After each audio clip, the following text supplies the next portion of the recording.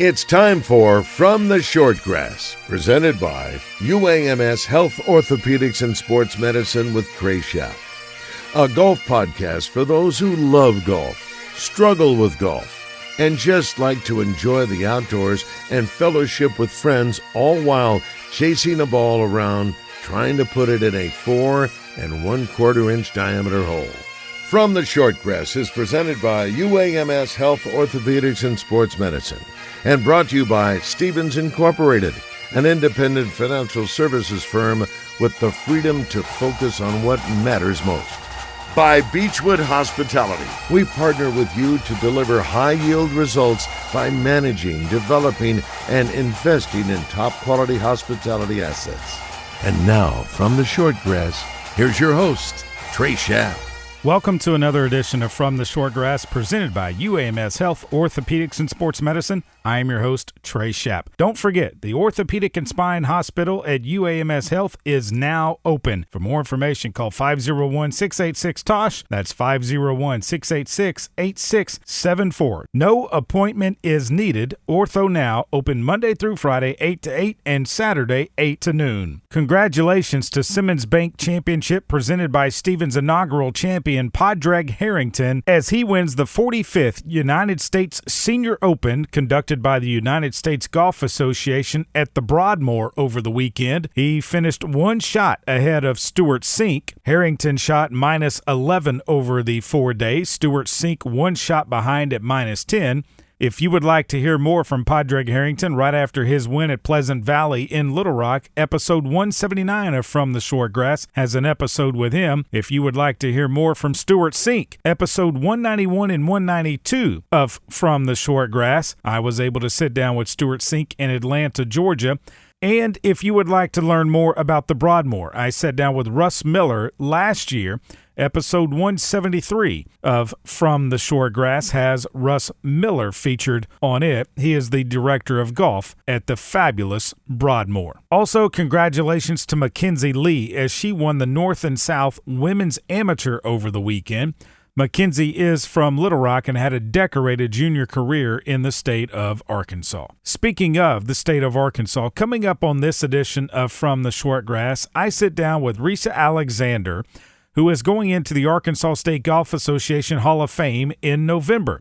She was a longtime head golf coach at Oregon State University. How did she end up in Oregon? You'll have to stay tuned to find out. That's coming up after the break. Stay with us. I'm Dr. Lowry Barnes. When it comes to orthopedic care, there's no place like the Orthopedic and Spine Hospital at UAMS Health.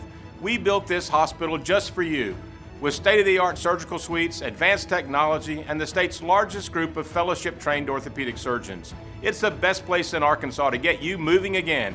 And if you need urgent orthopedic care, UAMS Ortho Now is right here for you at the Orthopedic and Spine Hospital at UAMS Health, where motion lives and service leads.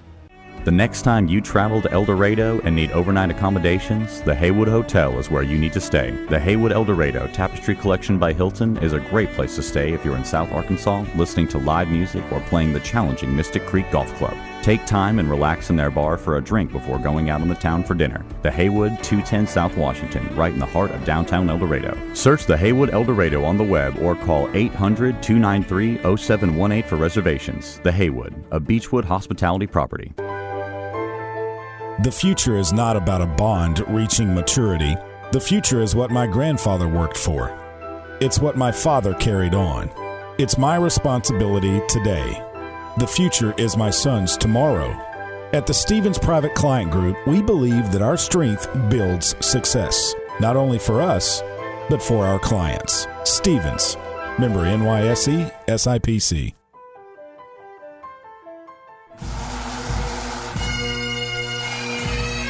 Welcome back to this edition of From the Shortgrass, presented by UAMS Health, Orthopedics, and Sports Medicine. I am your host, Trey Schaap. Don't forget, if you need an overnight place to stay, make sure you're checking out a Beechwood hospitality property. Matthew Allen and Blair Allen. They know how to manage hotel properties. Beechwood Hospitality, a great sponsor of From the Shortgrass, presented by UAMS Health Orthopedics and Sports Medicine. Risha Alexander grew up in Hot Springs, Arkansas, started playing the game of golf at Hot Springs Country Club. You're going to hear about that here in just a matter of minutes. She spent 24 years as the head coach of Oregon State women's golf after playing on their golf team from 1973 to 1977. You're going to hear about how she ended up in Oregon as well. She is going into the Arkansas State Golf Association Hall of Fame in a very decorated class this year. The class includes Dean Pappas, the late Glenn Talbert, and the head professional at Country Club of Little Rock, Daryl Shelton. Those four will be inducted into the ASGA Hall of Fame on November the 20th. On the tee, Risha Alexander. Risa, thanks for joining me on this edition of From the Short Grass. So I have to ask, do you remember the first time you ever picked up a golf club and fell in love with this game? Well, thanks for having me. Yeah, I do. It was right here at Hot Springs Country Club and right on the Pineview course, which is kind of where the driving range is now. And yeah, I loved it. My parents and I started playing at the same time. Yeah, there have been some changes here at the Hot Springs Country Club. Yeah. Since you picked up the club, obviously, you know, it used to have more holes than it does now. It does have 36, but you've got the Park course and the Arlington course, and I think Arlington course is much more difficult. Oh, yeah. I do, too. Do you do? Yeah, okay. I love it. I love both courses, but it in particular is good. How often did you get to play growing up? As often, as I wanted to. During the summer, you know. But I live right over here on Bel Air Drive, across from the first hole of the Arlington. And so I would walk up here and cross Malvern by myself with my clubs and come up here and play. Might be rough to try to do that today. Yes, I don't think... Cars going a little bit faster than they did back then. Yeah, I think my parents were... Well, I think it was 2 lanes at that time. So yeah. A little more trusting. You were a high school champion, I read, in the state of Arkansas. And was that Hot Springs High School? No, it was Lakeside. Lakeside, okay. Yeah. So it was Lakeside back then.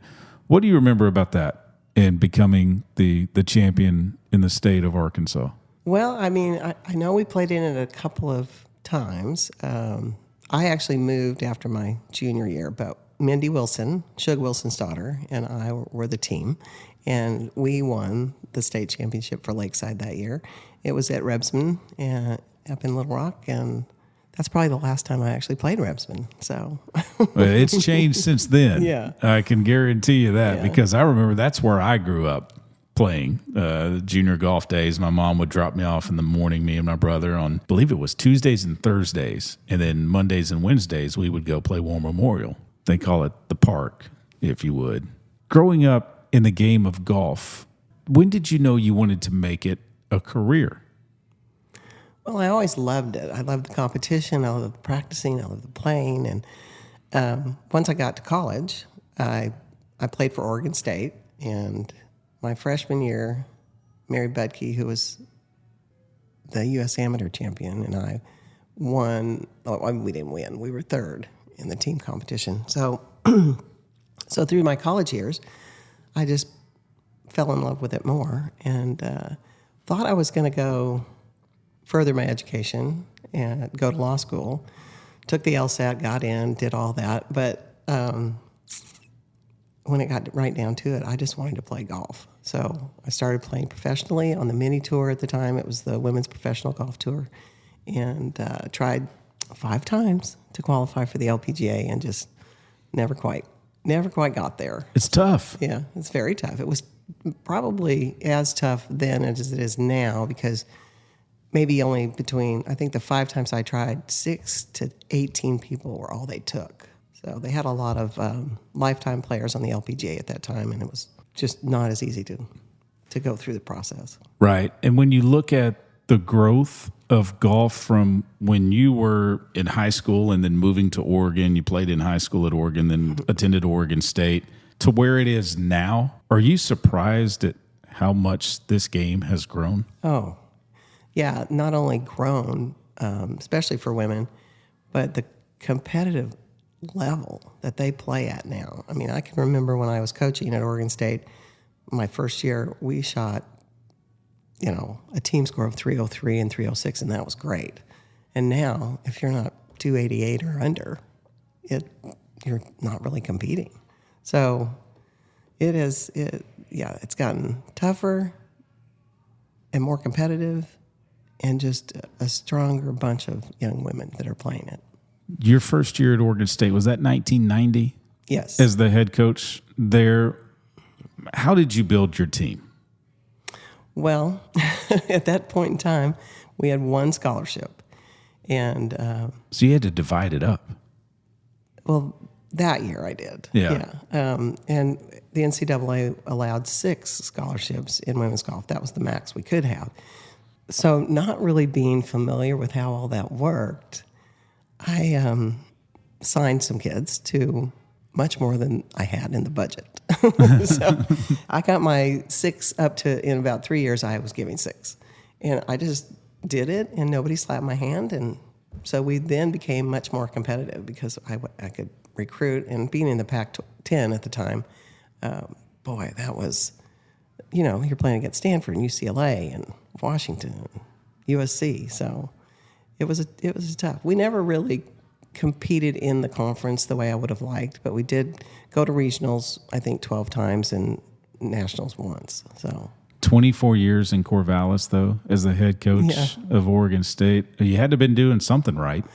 Yeah, it was good. It was a good time of my life. I had kids, so but they were 9 and 5 when I started coaching, so they were in school.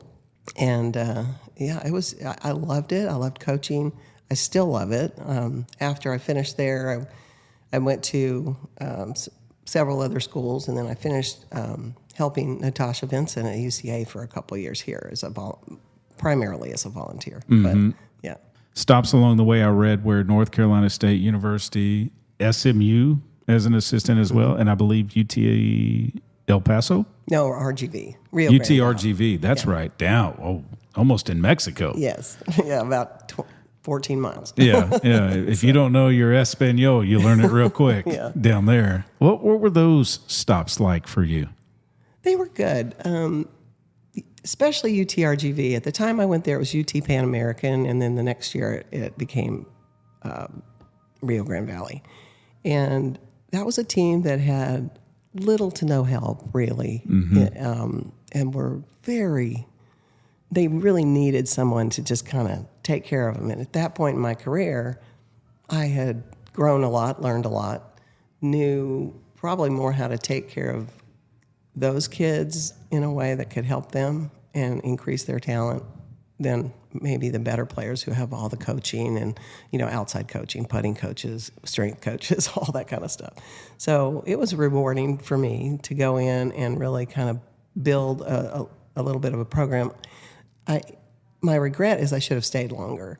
I should not have wanted to move back into the Power 5 at that time, but I did. And, so that's how I kind of ended my career at North Carolina State and then SMU. Not a bad place to be in Dallas. The golf courses around there that SMU, I mean, they've got a loyal fan base, and there are some pretty good courses that they get to play. Yeah. Oh, absolutely. And our home course was Trinity Forest, and our facility was there, so it was pretty amazing. Yeah, that's a great place to go.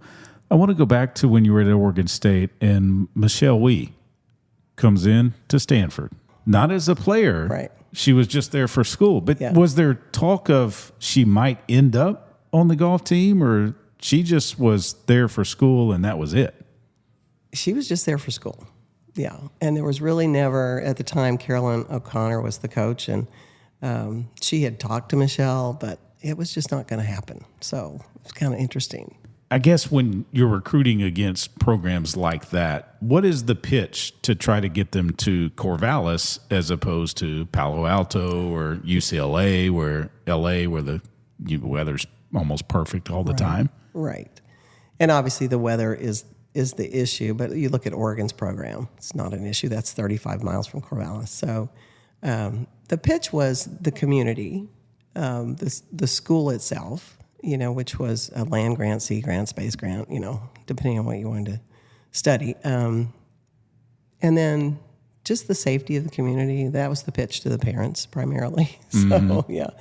And I think, the school was a really nice place to go to school. It wasn't too liberal. It wasn't too conservative. It was just a real kind of college town. And so the athletic experience, all the football games, all the basketball games, all that was really a good experience for the student athletes as well as the students. And you had some success there at Oregon State. A little bit, yeah. I would say success, yeah. I mean, what were those days like? That was like 1998 to 2010-ish, and it was good. Once we got to the national championship, and even a little bit before that, I was able to recruit better players, and then we had a little more success and continually got a little bit better. And then we didn't. So, so that's what An happens. ebb and flow, if you will. Sure, just like golf. Do you like the format that the NCAA uses now for its championship for golf as opposed to what it was before they went to the match play? I'll be honest. When they first decided to go to the match play, I was thinking that is not the way this should go. It should be a 72-hole fit or whatever stroke play event.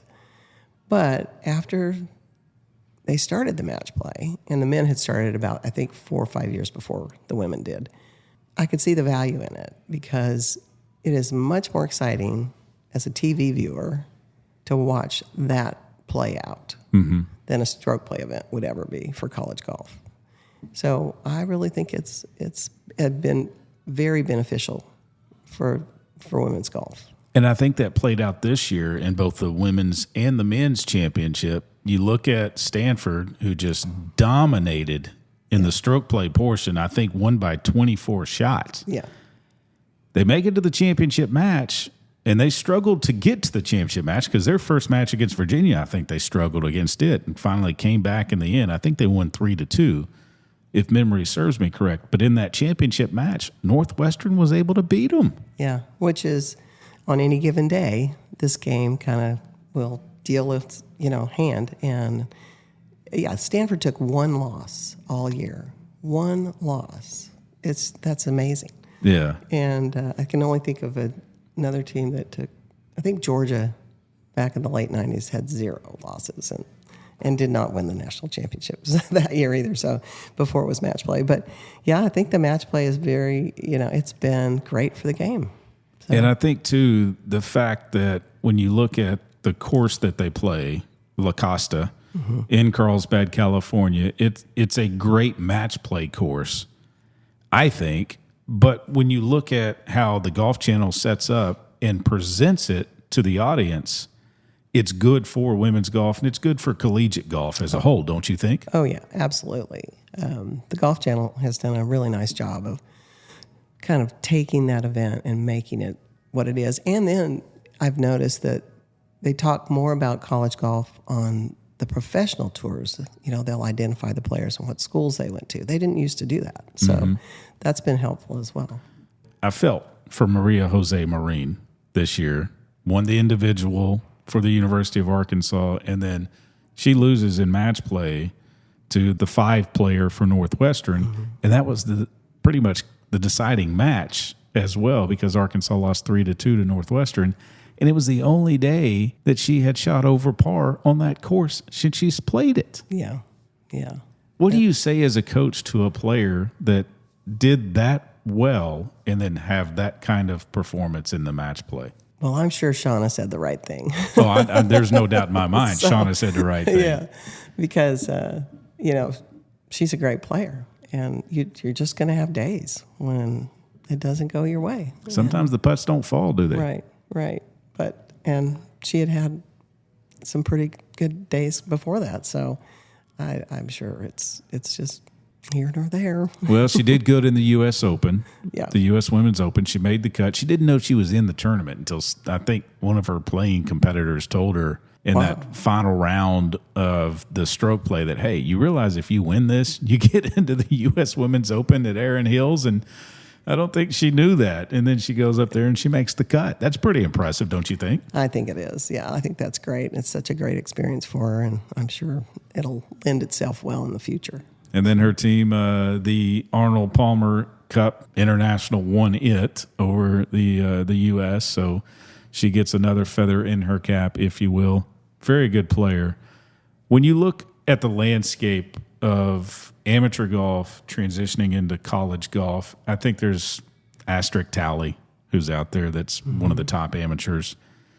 With the addition of the Augusta National Women's Amateur and more events that are highlighting women's golf, and the fact that it seems like golf is now a cool sport to be a part of, because back when I was growing up, it wasn't cool. Back when you were growing up, it wasn't cool. Yeah. Not everybody was doing it. More people are playing the game now. And do you think that's because of Tiger Woods, but also let's take it to the women's side? A Stacey Lewis, a Maria Fassi, a Morgan Pressel, on down the line. Right. Yeah, I hadn't really thought about it that much. It's just it's been over time.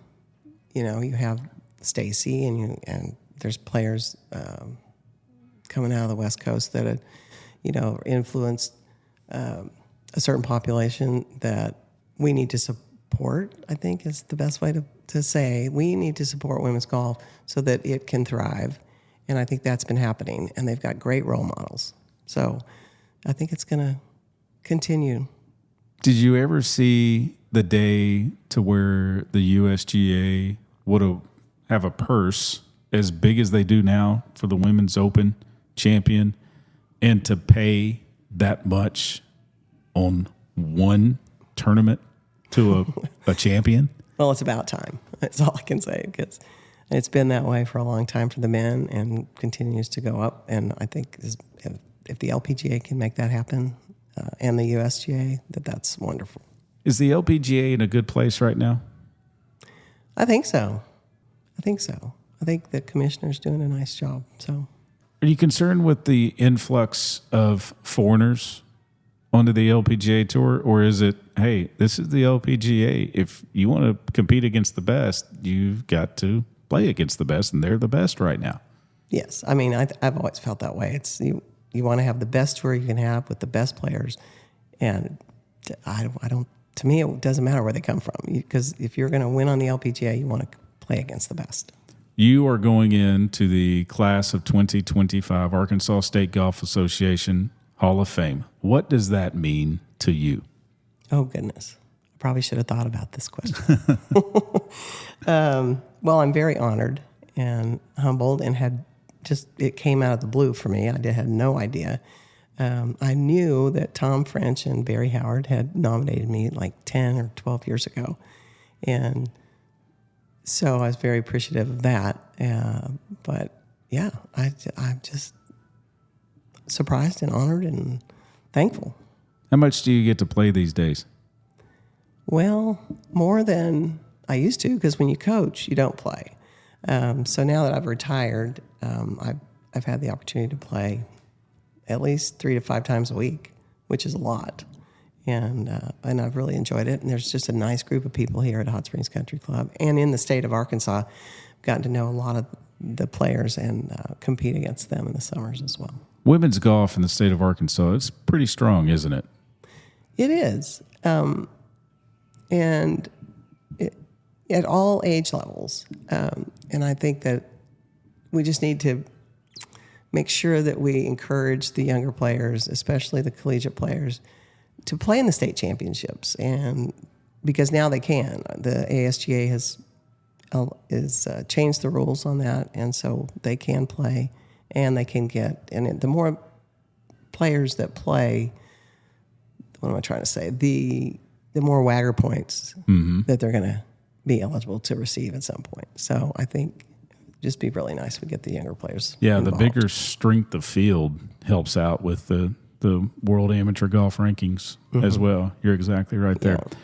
Best golf course you've ever played? Oh, wow. I played a lot of golf courses. I figured you had. I would have to say. You've probably played all over the world, too. Well, I love St. Andrews. Yeah. I'd have to say that was in Carnoustie. Boy, one's a little easier than the other there. Yeah. Yes. Carnoustie was tough. We played it, the day I played it was the day before they closed it for the British Open the year that Van de Velde, yes, left it on 18 in the berm. Yeah. Mm-hmm. Yeah. So it was tough that year because it was set up already with all the grass. It was crazy. No, it's nuts. Yeah. But I think in the United States, Pebble Beach, it's beautiful. Bandon Dunes. I love Pacific Dunes at Bandon in particular. I love Portland Golf Club. I have not played a Lotion, but I've been there with the team, the Central Arkansas team, and it's beautiful. It is. I would love to play that. And here at Hot Springs. I mean, these are like two of my favorite golf courses right here. Not bad. Not bad at all. Fantasy foursome, living or deceased, you and 3 others that you would like to play around a golf with, who would they be? Nancy Lopez. Okay. Arnold Palmer. Ben Hogan. Wow. Yeah, well. That'd be pretty good. Yeah. That would be, man, the conversations that would go on in that group. Yeah. I mean, maybe go play Bay Hill for that one? Arnold Palmer's Bay Hill? Yeah, or that would be good. Or, I mean, yeah, that'd be nice, wouldn't it? Yeah. Well, thanks for your time, Risha. I appreciate it. And best of luck continuing in your retirement and when you compete. Yeah, thank you. In tournaments. And congratulations on going into the Arkansas State Golf Association Hall of Fame. Thank you. Thanks, Trey. Appreciate it. From Central Arkansas to South Arkansas to Northeast Arkansas, across the state to Northwest Arkansas, you will find a Beechwood hospitality property. From the Haywood in El Dorado to the Hilton Garden in Jonesboro, to the Doubletree in Bentonville and the Staybridge Suites just south of Baumwalker Stadium, Beechwood Hospitality has a room for you. Beechwood Hospitality is the leader in hotel property management in the state. Make sure you find a Beechwood Hospitality hotel for your next overnight stay. I'm Dr. Lowry Barnes. When it comes to orthopedic care, there's no place like the Orthopedic and Spine Hospital at UAMS Health. We built this hospital just for you, with state-of-the-art surgical suites, advanced technology, and the state's largest group of fellowship-trained orthopedic surgeons. It's the best place in Arkansas to get you moving again. And if you need urgent orthopedic care, UAMS Ortho Now is right here for you at the Orthopedic and Spine Hospital at UAMS Health, where motion lives and service leads. Strength is measured not by the number of accounts. Strength is placing value on relationships. It's having the vision and the guts to invest in growth. It's the commitment to responsibly manage your money. At Stevens, we believe that our strengths build success, not only for us, but for our clients. Stevens, member NYSE, SIPC. Welcome back to this edition of From the Shortgrass, presented by UAMS Health Orthopedics and Sports Medicine. Last week, I had a chance to go down to Dallas, Texas, and Meridoak Golf Club for the Live Golf Dallas event. I must say that it was different. I'm not used to hearing all of the music and the fireworks and the shotgun start for an event, but this was different. It was hot, and there was some good golf being played. The Crushers Golf Club won the event. That's Bryson DeChambeau. He's the captain of it. Patrick Reed won the individual event in a 4-way playoff. It was his first win on Live, and it happened back in his home state of Texas. Don't forget to check out From the Shortgrass podcast anywhere you get your podcast, and you can now check out From the Shortgrass on YouTube. I put a couple of videos up from Live Golf Dallas, and I'm going to start posting some more videos. We're going to start trying out golf gadgets. That's right. We're going to try all kinds of different golf gadgets, apparel as well, from shoes to rain suits to gloves, everything that is involved in the game of golf. We're going to try it out, and it's all going to be on our YouTube channel. I'm going to rate them and then let you decide whether or not you want it or don't want it. It's all going to be on our YouTube channel, From the Shortgrass. Remember, when you find your ball mark on the green, fix it and a couple of more. And I hope to see you sometime soon from the Shortgrass. You have been listening to From the Shortgrass, presented by UAMS Health Orthopedics and Sports Medicine, a weekly podcast dedicated to the game of golf. This has been a presentation of the Buzz Radio Network in association with Majestic Cubby Productions.